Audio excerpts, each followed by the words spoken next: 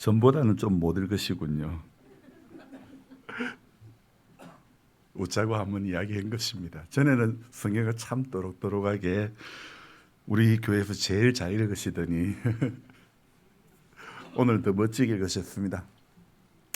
저는 열왕기상을 읽을 때마다 제 마음에 느껴지는 마음은 어쩌다 세상에 이런 일이, 이런 생각이 떠오릅니다. 그러니까 왜 제가 이런 말씀을 서두에 드리냐면, 개인적으로 하나님을 두 번이나 만난 솔로몬, 그것도 잠언, 전도서, 아가서를 기록하였고 일천 번제로도 유명하고, 또 서로 어떤 아주머니들이 서로 산 아들은 내 아들이고 죽은 아들은 저 여인의 아들이다. 그럴 때에 서로 사나이가 자기 아이라고 이렇게 서로 이렇게 논쟁이 있고, 그럴 때에 이 솔로몬이가 아이를 딱 반을 갈라서 주라. 그랬을 때 유명한 재판 있지 않습니까?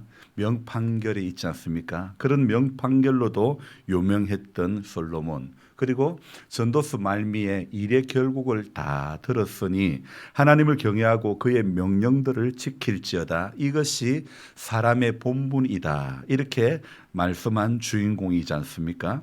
자, 솔로몬의 특징을 들라고 하면 안타깝게도 후궁이 700명, 첩이 300명, 이런 것도 특징이 될 수가 있는데, 그보다 더 특이하고 이해가 안 되는 것은 그가 기록한 성경과 그의 삶이 저는 이렇게 종종 매칭이 안 된다는 그런 느낌을 주중에도 말씀드렸고, 작년에도 열왕기상을 읽고 묵상할 때 이런 내용의 말씀을 드렸는데, 항상 제가 열왕기상을 볼 때마다 이런 마음이 드는 것은, 다윗 왕이 나이가 많아 이불을 덮어도 따뜻하지 않을 때에 이제 후계자 구도가 아직 정해지지 않은 상황을 배경으로 하고 있는 이 열왕기상.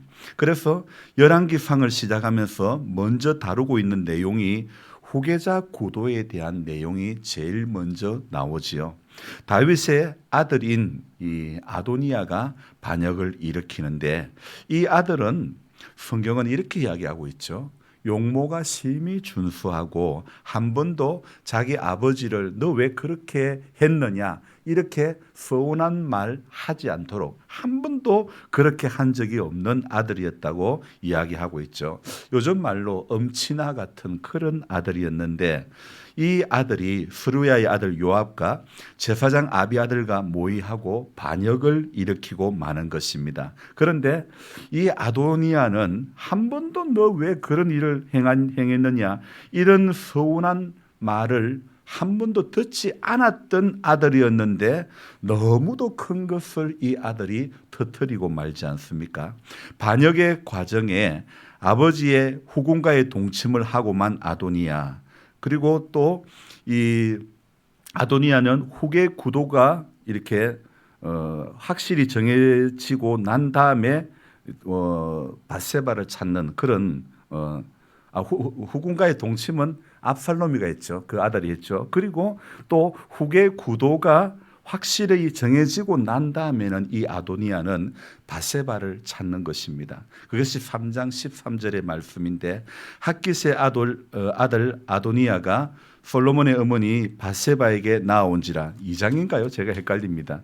2장 13절이죠. 그게요. 예, 2장 13절입니다. 제가 잘못 적었습니다.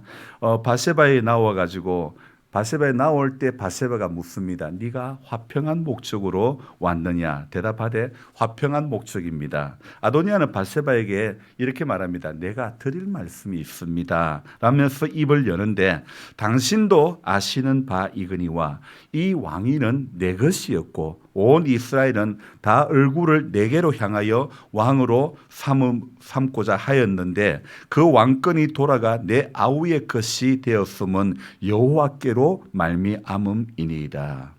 이제 내가 한 가지 소원을 당신에게 구하오니 내 청을 거절하지 마옵소서. 그러면서 꺼내던 카드가 뭐냐면요, 솔로몬 왕에게 말하여 그가 수냄 여자 아비삭을 내게 주어 아내를 삼게 하소서. 왕이 당신의 청을 거절하지 아니하리이다. 2장 16절 말씀이죠.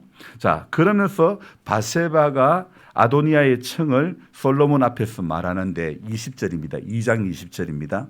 자, 어떻게 이야기합니까? 내가 한 가지 작은 일로 왕께 구하오니 내 청을 거절하지 마옵소서. 솔로몬이 대답합니다. 네, 어머니여, 내가 어머니의 청을 거절하지 않겠습니다. 그렇게 이야기합니다. 그런데 21절에 자, 이 아들에게 이제 이야기하는 내용이 무엇입니까?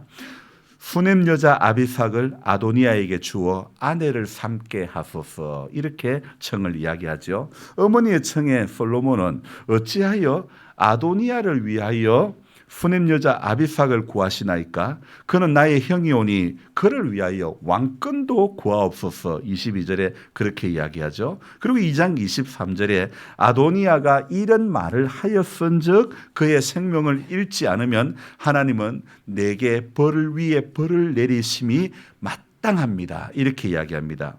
그러므로 이제 나를 세워 내 아버지 다윗의 왕위에 오르게 하시고 허락하신 말씀대로 나를 위하여 집을 세우신 여호와께서 살아계심을 두고 맹세하노니 아도니아는 오늘 죽임을 당하리라 하고, 그리고 이제 2장 25절에 가면 버나야를 보내어 아도니아를 쳐서 죽였더라. 그렇게 끝이 나죠.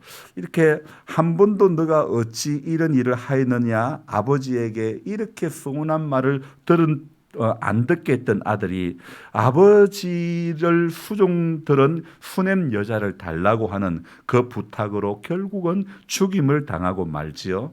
자, 압살롬이라는 아들이 아버지의 후궁들과의 관계를 맺지 않았나? 반역을 일으킨 아도니아가 아버지 다윗을 수종들던 여인을 자기에게 달라고 하는 이런 모습, 이것은 아마도 아버지 다윗의 아킬레스건인 아버지가 이성에 약했던 것이 그대로 아들들에게 전수되어진 것이 아닐까요? 자식은 부모의 거울이란 말이 있지 않습니까? 꼭 맞는 말인 것 같습니다. 그래서 아도니아의 반역으로 오히려 솔로몬은 갑작스럽게 왕위에 오르게 된 것이죠. 솔로몬은 아직 왕으로서의 사명을 감당하기에는 너무도 부족한 부분들이 많이 있었습니다. 그래서 솔로몬이는요, 오늘 이 열왕기상 3장에 오면요, 무엇을 하느냐?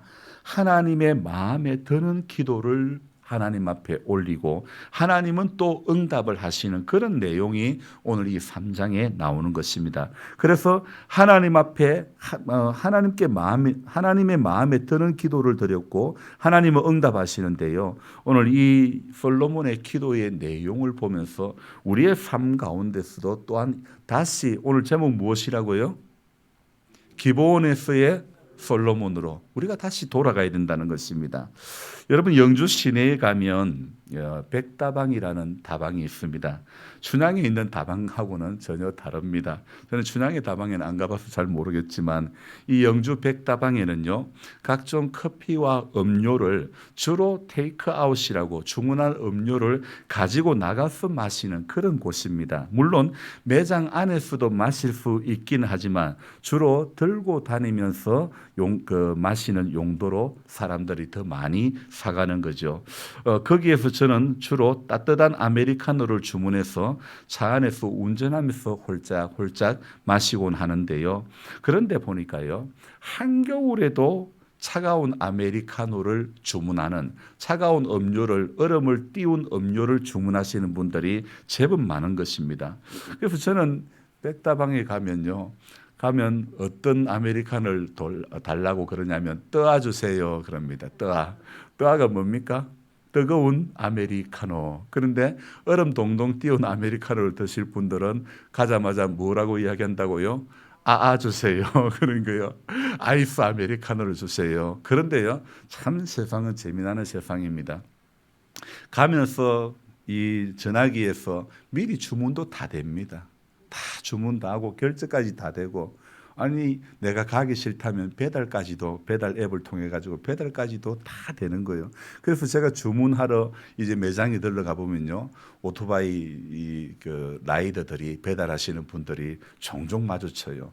이렇게 자기는 움직이지 않고 스마트폰에서 주문한 음료를 톡톡톡톡 몇 분만 누르면 자기 사무실 내지 집으로 배달이 되는 거예요. 그래서 뜨거운 아메리카노를 저는 이렇게 거기서 한 잔 사가지고 운전하면서 홀짝홀짝 마시는데, 아니 저 차가운 것을 드시는 분들은 어떻게 저렇게 차가운 걸 이 겨울에 얼음을 띄워가면서 먹을까, 이런 생각을 해보았는데 이해가 안 되지만은, 그러나 한 3, 40년 전으로 돌아가 보면 조금 이해가 되는 거예요. 저희 작은 어머니께서 사촌을 임신했을 때에, 과거에 옛날에는 수돗물이 24시간 나오지 않았습니다. 그래서 수돗물이 나오는 시간에 고무물통에다가 물을 받아 넣었다가 그 물을 계속 떠가지고 요리를 하고 씻고 그랬는데요.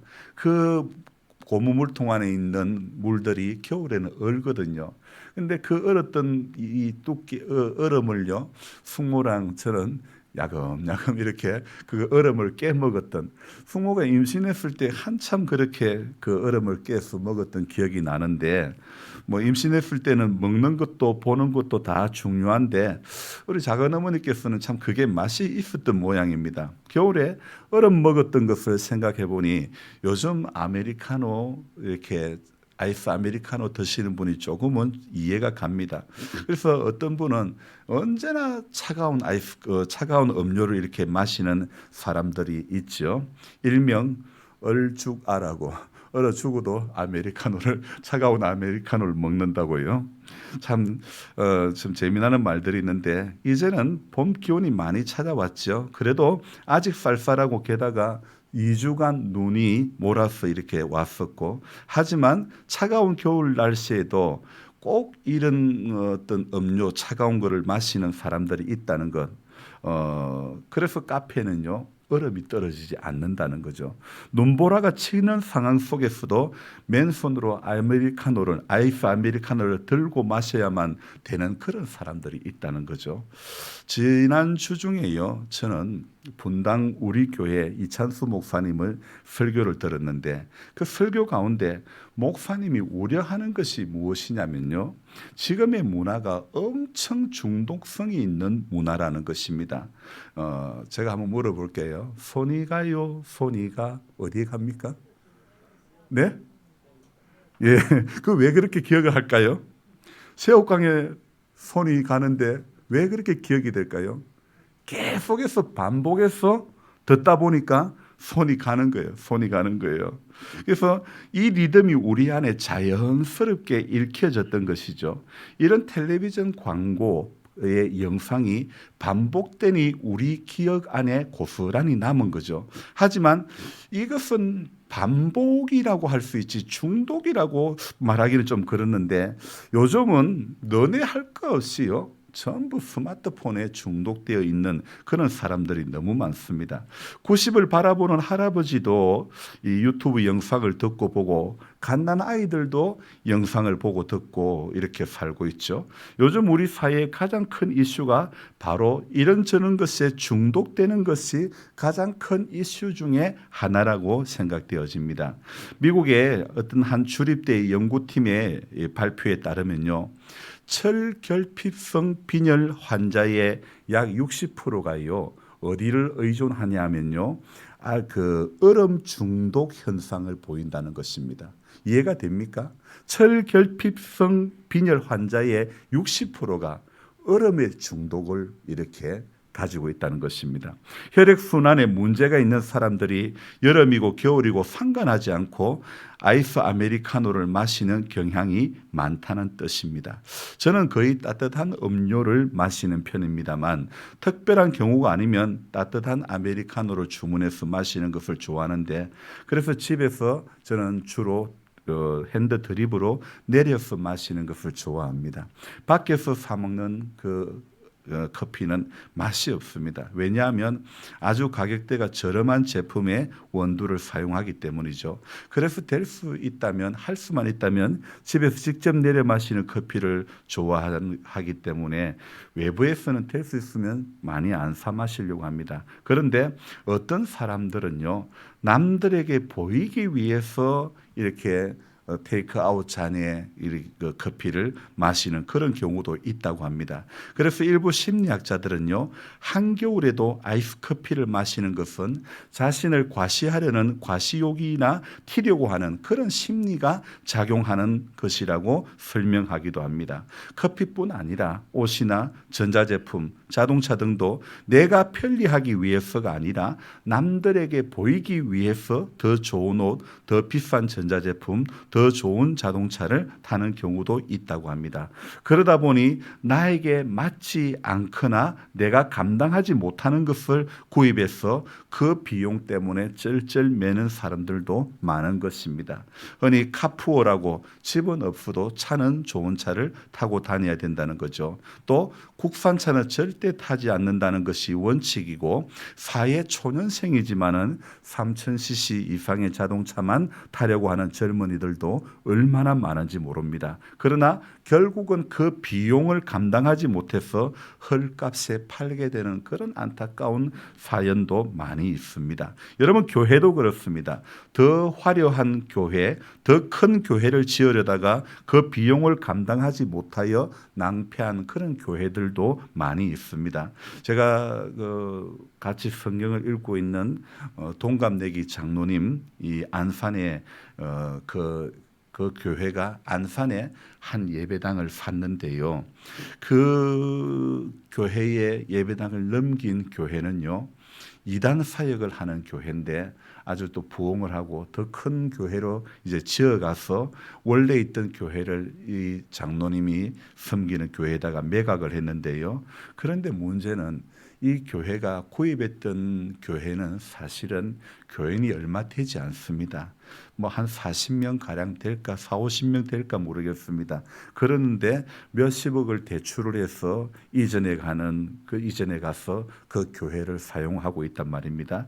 다행히 아직까지는 그 교회가 유지되고 있지만 수많은 교회들이요, 필요 이상의 과대한 신축으로 원금도 못 갚고 이자만 갚고 있는 그런 교회들이 지금 얼마나 많은지 모릅니다.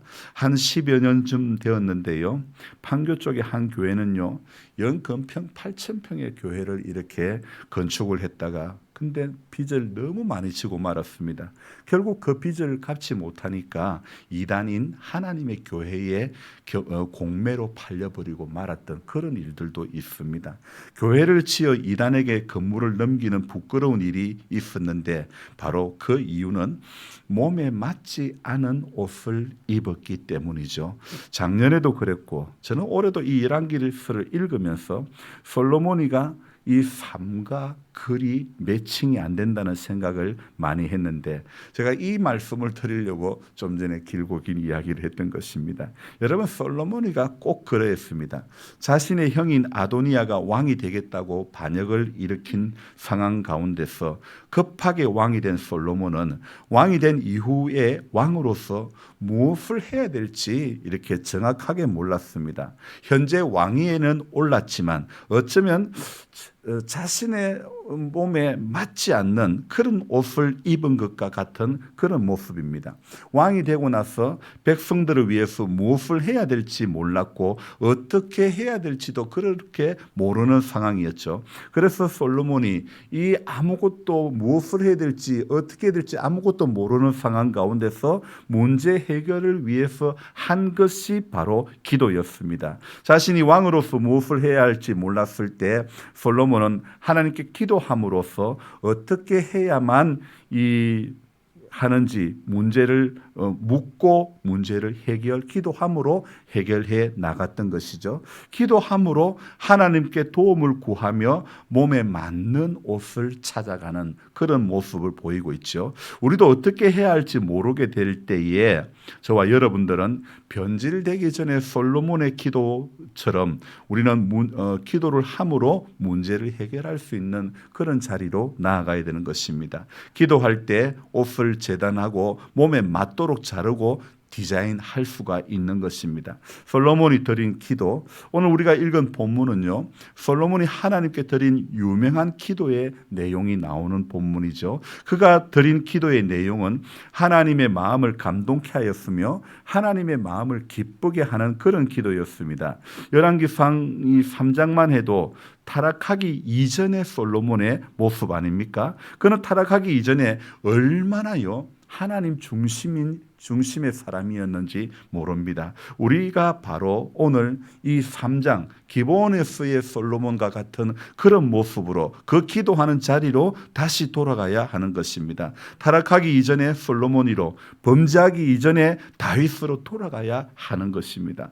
그래서 오늘 이 3장을 보면서 솔로몬이가 타락하기 이전에는, 솔로몬의 타락이 언제입니까? 두 번째 하나님을 만난 것이 열왕기상 9장인데요. 그리고 9장에서 하나님 앞에 이 성전 봉헌을 하고 마치고 기도를 하고 멋있는 기도를, 아주 하나님 마음에 합한 기도, 3장에서 뿐만 아니라 열왕기상 9장에서도 하나님 앞에 정말 하나님 마음에 흡족한 그런 기도를 드리지만은, 그러나 10장 후반부에 가면서 솔로몬이는 점점 변질되어져 가는 그런 모습을 보이고 있는 것인데요. 하지만 우리는 오늘 솔로몬의 타락 가운데 그 타락하는 모습에 초점을 맞추지 않으려고 합니다.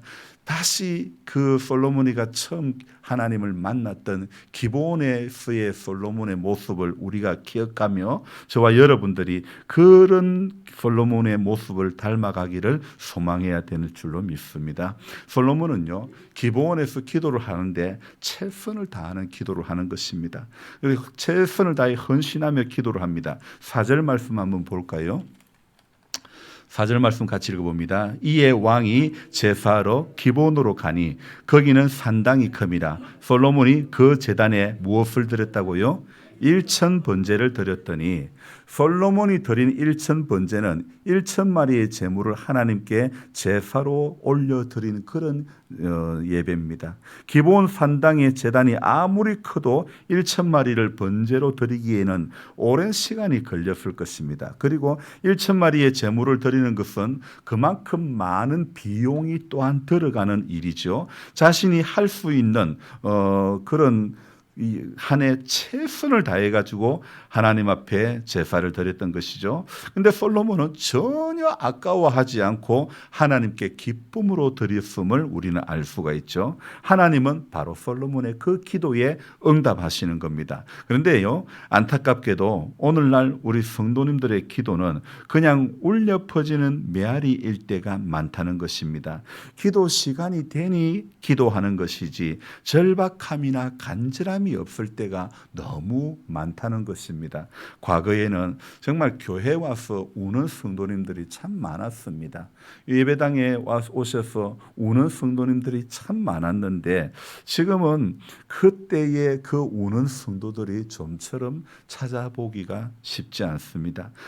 솔로몬의 이 기도를, 또 과거의 한국 교회가 기도했던 그 모습, 우리가 다시 한번 생각해 봅시다. 내 시간을 드리고 내 마음을 드리며 간절하게 기도를 드리지 않을 때가 더 많은 것 같습니다. 솔로몬은 지금 절박한 상황이었습니다. 하나님께서 도와주시지 않는다면 자신은 왕으로서 무엇을 해야 될지 아무것도, 어떻게 해야 될지 아무것도 몰랐기에 기도에 모든 것을 걸었던 것이죠. 그래서 아무리 시간이 많이 걸리더라도, 아무리 많은 비용이 들더라도 하나님께 아끼지 않고 최선을 다하며 드리며 기도를 올렸지요. 그렇다고 해서 하나님께 바쳐야만 기도에 응답해 주신다는 그런 뜻은 아닙니다. 그만큼 솔로몬에게는 간절하게, 그리고 최선을 다하여 하나님 앞에 기도를 드리는 모습을 우리는 볼 수가 있죠. 최선을 다한 기도, 간절한 기도를 드린 솔로몬의 기도에 하나님께서는 응답해 주셨죠.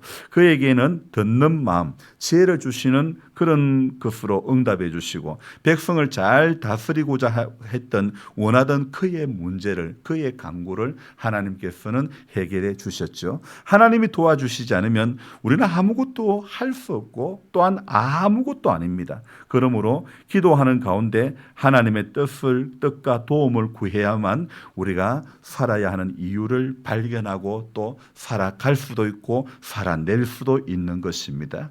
또 두 번째로 생각해 볼 때 이 솔로몬의 기도는요, 하나님의 뜻을 이루기 위한 그런 기도의 중심이 있었음을 알 수가 있습니다. 최선을 다해 기도한 솔로몬은 자기의 부귀영화를 위해서 간구한 그런 기도가 아니라 하나님께서 맡겨주신 무엇으로서요? 왕으로서의 사명을 잘 감당할 수 있는 능력, 즉 듣는 마음, 또 이렇게 지혜를 달라고 하나님 앞에 기도하는 그런 모습이 여기에 기록되어 있죠. 이스라엘을 비롯하여 주변의 나라들에 있어서 왕의 가장 중요한 임무는 두 가지입니다. 어떤 것입니까? 밖으로는 적과 맞서서 싸우는 전쟁을 승리로 이끄는 것이고 안으로는 백성들을 위해서 공정한 재판을 하는 것이었습니다. 사실 왕은 실질적으로 재판을 통하여 나라를 통치했었습니다. 그래서 왕이 얼마나 바른 재판을 하는가에 따라 백성들의 민심이 움직였던 것이죠. 특히 왕의 재판은 모든 백성들이 다 볼 수 있는, 그래서 성문의 입구에서 주로 왕들이 재판을 했다는 거죠. 그래서 성문에는요, 어떤 자리가 있냐면 왕의 자리라고, 왕의 자리에 앉아서 왕이 거기에서 재판을 하는 거죠. 성문에서 백성들은 왕이 어떻게 재판하는가를 모두가 볼 수 있게 했던 것입니다. 그러므로 억울한 백성들이 왕께 자신의 억울함을 아뢰고 그 억울함을 들을 수 있는 마음이 왕에게는 꼭 필요했던 것이죠. 그 마음이 바로 지혜였고 옳고 그름을 가려 판결할 수 있는 지혜는 왕에게 있어서 꼭 필요한 어떤 성품이라고 볼 수 있겠죠. 지혜 있는 왕은 자신의 통치 기반을 든든히 하고 백성들에게 권위를 인정받을 수 있었던 것이죠. 그래서 솔로몬은요, 하나님께서 왕을 세우신 뜻을 이루는 기도를 하나님 앞에 드리는 겁니다. 하나님께서는 왕을 세우시고 왕을 통해서 또 이스라엘 백성들을 다스리시기를 원하셨죠. 왕들은 하나님의 음성에 순종하며 이스라엘을 통치하길 원했습니다. 다윗은 하나님의 말씀에 순종하여 백성을 다스렸기 때문에 하나님의 마음에 합한 왕이었지만 사울 왕은요, 하나님의 말씀에 불순종하였기에 하나님 앞에 버림받은 왕이 되었던 것입니다. 왕의 사명은요, 하나님의 말씀에 순종하고 하나님께서 맡겨주신 백성들을 하나님의 말씀대로 통치하는 것이 바로 왕의 사명인 것입니다. 그러기 위해서 듣는 마음, 바로 곧 지혜가 왕에게는 필수적이었던 것이죠. 바로 이 솔로몬이가 듣는 마음을 달라고 기도한 것은 자신을 위한 것이 아니고 백성들을 위한 것도 아닙니다. 하나님을 위한, 하나님의 뜻을 이루는 그런 기도를 솔로몬이는 하나님 앞에 드리는 거죠. 자, 이제 우리도 간절히 기도해야 할, 다시 기도하는 그 자리로 나아가야 되는 것입니다. 하나님은 자기 백성이 위기의 순간이나 필요함이 있는 그 순간에 하나님 앞에서 최선을 다하여 엎드려 기도하기를 하나님은 원하시는 것입니다. 정말 감사한 것은 그래도 우리 교회는 어떻게 해서든지 기도하려고 하시는 분들이 많으니까 얼마나 감사한지 모르겠습니다. 힘이 들어도요, 기도하려고 몸부림치고 애쓰는 것, 새벽을 깨우려고 애쓰는 것, 저는 그때마다 그런 우리 성도님들의 모습을 볼 때마다 힘이 불끈불끈 나는 거예요. 여러분, 교회는 기도할 때 힘이 나는 겁니다. 기도하려고 애쓰는 모습이 교회가 힘이 나게 하는 원동력이 되는 줄로 믿습니다. 하나님 앞에 저와 여러분들이 다시 이 기브온에서의 솔로몬의 모습으로 나아가기를 소망해야 되는 것입니다. 개인이든 단체든 합심해서 기도하고 하나님 앞에 나아가는, 그래서 언제나 하나님이 우리 기도와 함께 해주시는 그 은혜를 경험해야 되는 것입니다. 하나님의 뜻을 이루기 위하여 간구할 때 하나님은 오늘도 역사해 주시는 겁니다. 사실 우리의 과거의 모습을 보면 이 한국 교회는 정말 기도에 저력이 있었던 교회였지 않습니까? 저는 우리 임집사님 어머니께서 새벽에 저 산을 넘어서 양지마을에서 오셨다는 것이 조금 과연 그럴 수 있었을까? 제 지금의 우리들의 모습을 보면 그게 쉽지 않은 일인데, 근데 과거 한국 교회는 그런 열정들이 있었습니다. 그런 믿음이 있었습니다. 그러니까 새벽에도 산을 넘을 수 있었던 것 아니겠습니까? 여러분, 다시 그런 열정들을 우리가 사모해야 될 줄로 믿습니다. 예전에 우리 한국교회를 이루어왔던 옛날에 우리 성도님들이 그랬었고, 또 우리 중에는 그런 그때의 모습을 그리워하는 분들도 많이 있을 것입니다. 밤마다 교회 나와 기도하고, 새벽마다 나와서 기도하고, 집에서도 기도하고, 기도를 시시때때로 쉬지 말고 기도하라고 그러니 정말 그 말씀대로 쉬지 않고 기도하려고 몸부림치고 애쓰는 그런 기도를 해왔던 교회였는데, 또 기도를 하고 싶은 마음들이 생기곤 했는데, 그와 같은 뜨거움이 있었는데, 지금은 그때의 간절함이 사실 너무 많이 약해진 것이 사실 아닙니까? 지난 3년여간 코로나를 겪으면서 어떻게 되어 왔습니까? 이제 저와 여러분들은 다시 처음의 마음을 회복하며 다시 그 자리로 돌아가야 되는 것입니다. 타락하기 이전의 솔로몬, 기도하던 솔로몬으로 돌아가야 하는 것입니다. 처음 은혜 받을 때에, 처음 기도할 때에, 처음 하나님 앞에 나왔을 때에 그 감격의 시간, 그 감격의 자리로 돌아가야 된다고 저는 생각합니다. 하나님을 향한 첫사랑을 회복하고 처음에 그 간절한 기도를 우리 가운데 반드시 다시 회복해야만 하는 것입니다. 그래야 우리가 살 수 있게 된 줄로 믿습니다. 여러분, 기도하지 않으면요, 반드시 어떤 교회가 되느냐? 계시록에 나오는 살았다 하나 실상은 죽은 자로다. 어느 교회요? 4대 교회와 같이 그런 교회가 되고 마는 것입니다. 여러분, 다시 우리 처음 기도했을 때의 그 열정, 저는 어떻게 기도했다고 했습니까? 퇴근해가지고 본당에, 샤터문이 내려져 있는 본당에, 자물쇠로 잠겨져 있는 본당에 야간 경비하시는 집사님에게, 집사님 문 열어주세요. 그리고 집사님이 제가 본당에 들어가고 나면 밖에서 자물통으로 잠궈버려요. 저는 새벽기도 마칠 때까지 이제 본당에서 나올 수 없습니다. 혼자 본당에서 기도하면서 또 하나님의 은혜를 간구하고 정말 하나님의 뜻대로 살려고 몸부림치고 애썼는데, 그때가 제가 20대였고 청년 때였는데, 그렇게 한참 뜨거우니, 마음이 뜨거우니 주변에 우리 교인들이, 같은 믿음의 교우들이 형제님 은혜로 얼굴이 환합니다 그러는 거예요. 여러분, 우리 은혜로 얼굴이 환해야 됩니다. 교회 오시면요, 은혜로 얼굴이 달덩이같이 환해져야 되는 것입니다. 정말 예수 믿으니까 저렇게 얼굴이 환해지구나, 그런 모습을 비춰줘야 될 줄로 믿습니다. 하나님의 뜻을 이루기 위해서 간절하게 하나님 앞에 기도하는, 다시 그 간절함 절박함으로 하나님 앞에 기도하는 자리로 나아가는 모두가 되어져야 될 줄로 믿습니다. 그런 모습으로 나아갈 때 하나님은 지금 우리의 상황을 바꿔주실 줄로 믿습니다. 역전시켜 주실 줄로 믿습니다. 솔로몬의 기도와 같이, 타락하기 이전에 기브온에서의 기도와 같이 저와 여러분들이 다시 그런 기도의 자리로, 그런 기도의 모습으로 하나님 앞에 나아갈 수 있기를 주님의 이름으로 축복하며 기도합니다. 기도하겠습니다. 좋으신 하나님 아버지, 고맙고 감사를 드립니다. 하나님, 솔로몬이 그랬고 다윗이 그랬고, 하나님 앞에 정말 회개하며 기도할 때가 사람은 제일 아름다운 것 같습니다.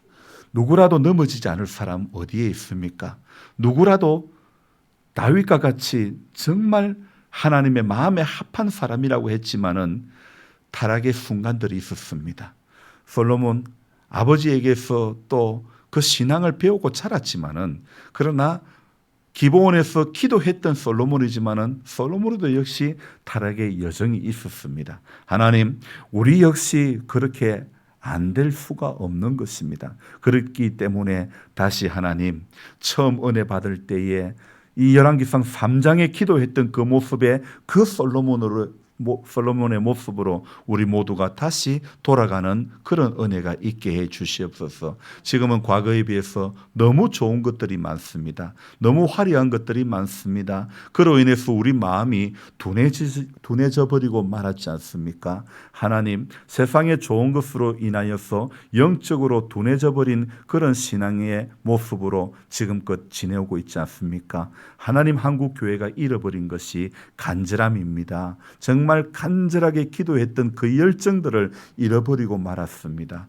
주님, 회복해야만 삽니다. 다시 회복하고 다시 붙잡아야 되고 다시 기도해야 하나님, 우리 인생 가운데서 역전의 은혜를 하나님은 경험하게 해 주실 줄로 믿습니다. 그래서 하나님 아버지, 우리가 입술로 고백하고 또 우리 손과 발이 순종함으로 말미암아 오늘도 이번 한 주간도 하나님의 나라를 우리 안에서 이루어가는 복된 성도의 모습이 되게 하여 주옵소서. 예수님의 이름으로 감사하며 기도드리옵나이다. 아멘.